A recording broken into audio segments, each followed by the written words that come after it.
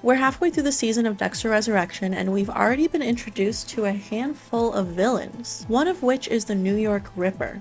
And although we've never technically met the New York Ripper, they have been mentioned a handful of times. So who is this mysterious serial killer? Is it someone we already know? Is it a random person that we've yet to meet? Or could it even be someone from a past season of Dexter? Let's discuss a couple of theories.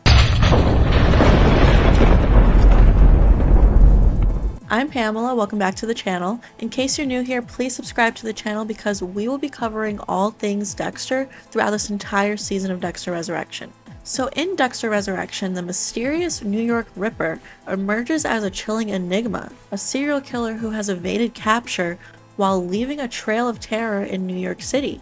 We were first introduced to the Ripper in episode 4, and they're described as a highly prolific murderer who terrorized the streets where billionaire Leon Prader grew up, using a long hooked weapon, possibly a crowbar, to kill his victims. So as the season unfolds, speculation about the Ripper's identity has fueled fan theories, with clues pointing to several different characters. I think the most prominent suspect that I'm seeing online is Leon Prader himself. I mean, his fascination with serial killers borders on obsession. He hosts exclusive gatherings for killers, he has a whole showcase of memorabilia, including the Ripper's crowbar, which he does discuss with unsettling pride. And his comment that the Ripper operated in his childhood neighborhood, combined with a tonal shift suggesting personal investment, raises suspicions that he might be more than just a collector. And I've seen some fan theories argue that Prader's wealth, charm, and access to killers make him a perfect candidate to be the Ripper, hiding in plain sight as a predator among predators. I've seen another theory out there that it could be Detective Claudette Wallace, whose obsession with the Ripper case nearly cost her her career, and her intense focus might suggest a deeper connection, possibly personal or professional. And some fans speculate that she could be the Ripper herself, using her position to cover her tracks, with her lectures on the killer serving as a misdirection. Now, I don't know about this. I feel like she is probably just an innocent, invested detective. But I know there's another fan theory out there that her partner, Detective Oliva, could be the New York Ripper. In our episode 6 promo, we do get this shot of her crime board. It's filled with a bunch of clippings and a body count of at least 22 victims for the Ripper. I do feel like her pursuit of justice does seem pretty genuine, and her backstory kind of implies that the Ripper's activity predates her career, potentially pointing at a familial link, maybe her father, maybe her sibling, and that is why she is so invested. Also in the shot from episode 6, along with the 22 victims, it says no end in sight and highly prolific serial killer still at large. So will the New York Ripper become a main antagonist in an upcoming season, potentially being built up over time?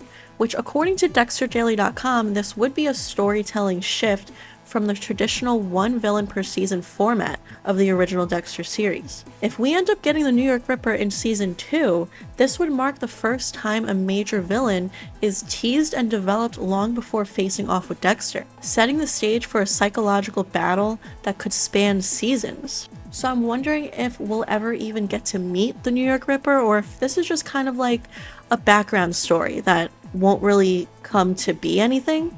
I've heard some other wild theories that it could be Blessing Kamara. I don't know about this one, it seems a little crazy to me. Blessing Kamara seems like a genuinely nice guy to me, and I don't see him being a serial killer. But I've also heard Jonah Mitchell, who is the son of the Trinity Killer, who ended up being a little bit of a killer himself, and Dexter let him get away. And Jonah even used a similar weapon.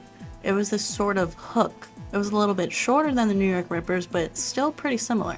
I just feel like it's unlikely that he also made his way to New York City. He's already claimed at least 22 victims, and he's just out there getting away with this. I don't know. Seems a little far-fetched to me, but honestly, at this point, never say never. But the showrunners do plan for multiple seasons. In fact, there are rumors out there currently which come from usually credible sources, saying that season 3 is already confirmed. Daniel Rickman, who is the source on Twitter who typically ends up being right about things, behind the scenes stuff, just said recently that season 3 is pretty much confirmed, which would imply that season 2 has been greenlit, even though it hasn't been publicly announced yet. So they're planning for at least 3 seasons, but they have said in interviews that they have enough story to go for like 5 seasons, as long as Michael C. Hall agrees to do it. So could the New York Ripper be this unknown figure,